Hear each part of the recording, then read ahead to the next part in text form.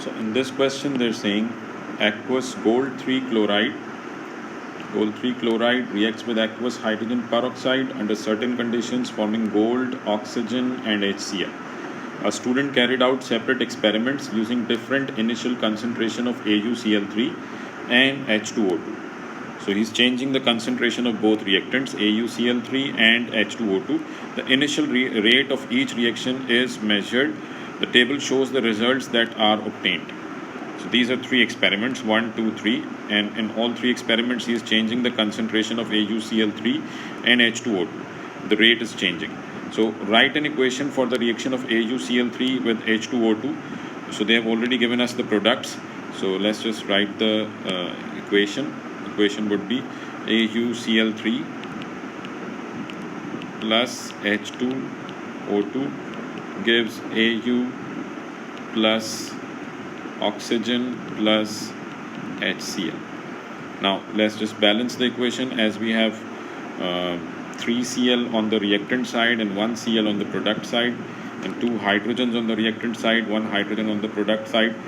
So first of all, let's just convert this one into an even number. So we will multiply this by 2. So now we have 6 chlorines and this by 3. So now both hydrogen and chlorine are 6. Now it is easier to balance. So this is 6 HCl, 6 oxygen and 2 gold atoms. So now the equation is balanced. Now in the next part they're saying determine the rate equation for this reaction. We have to determine the rate equation, and I hope all of you are familiar with the rate equation. In rate equation is equals to rate constant, concentration of reactants. In this case reactants are AuCl3 and some power, which gives the order of the reactant. Order just simply tells us that what is the impact of the concentration of reactant on the rate of reaction. So AuCl3 its order and H2O2 its order. So we have to determine the order with respect to AuCl3 and the order with respect to H2O2, that what is the impact of the concentration of AuCl3 on the rate of reaction and the impact of concentration of H2O2 on the rate of reaction. Right, so in experiment 1 and 2 you can see the concentration of H2O2 is not changing. So but the rate is changing. So that means we can say that the rate is impacted by the concentration of AuCl3 in experiment 1 and 2. So let's just find out what is the change in the concentration of AuCl3. So in experiment 1 this was 0.05, in experiment 2 0.1. So the concentration gets doubled.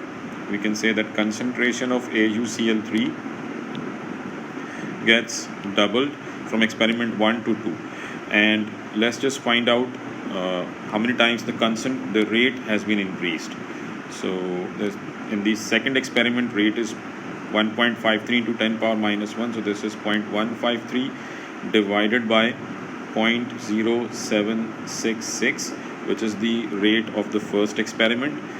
So this is 1.99. So that means rate is also get doubled. If we doubled the concentration of AuCl3 and the H2O2 concentration is not changing, so whatever is the change in the rate of reaction, this is due to the concentration of AuCl3. So when AuCl3 concentration got doubled from in experiment 1 and 2, in experiment 1 and 2, the rate also get doubled when we shift from experiment 1 to 2. So that means with respect to AuCl3, this is first order. Alright, this is first order. So this was the easier task. Now you can see that the concentration of AuCl3 is not fixed in any of the experiments. It is changing in all 3 experiments. In all 3 experiments it is changing. So this would be a difficult task to calculate to find out the order with respect to H2O2. So let's just take experiment 2 and 3. So in experiment 2 and 3, the concentration of AuCl3 is changed from 0.10 to 0.15. So we can say that concentration is increased by 1.5 times, right? 0.15 divided by 0.1. So this is 1.5 times. And we already know the order with respect to AuCl3. This is first order, so rate must also be increased by 1.5 times.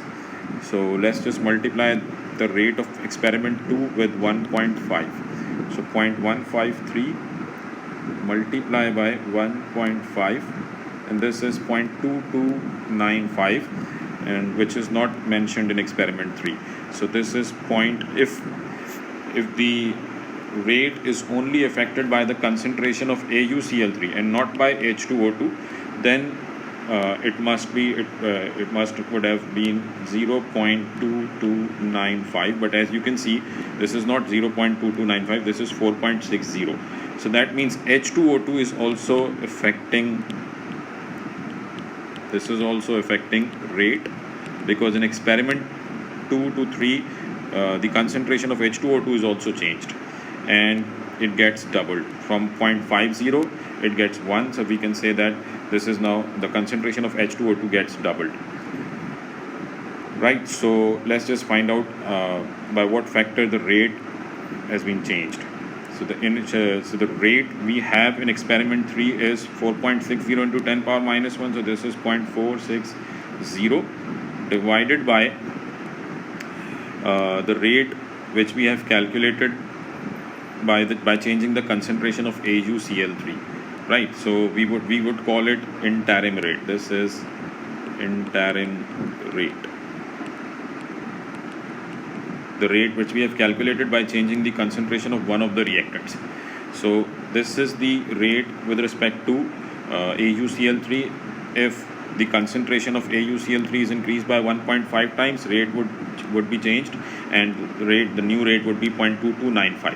But as the concentration of H2O2 is also changing, and we want to find out that what is the effect of H2O2 on the rate of reaction, we calculated that concentration of H2O2 is changed, increased 2 times, it get doubled. So the rate would also, we just simply calculate 0.460 divided by 0.2295, and this is 2.004. So this also get doubled, right? If H2O2 has no impact on rate of reaction, it would only be 0.2295. But the new rate is 4.60 into 10 power minus 1. So that means H2O2 is also impacting the rate, right? So we can say that as the concentration of H2O2 gets doubled from experiment 2 to 3, the rate also get doubled, right? From 0.2295 it gets 4.60 into 10 power minus 1.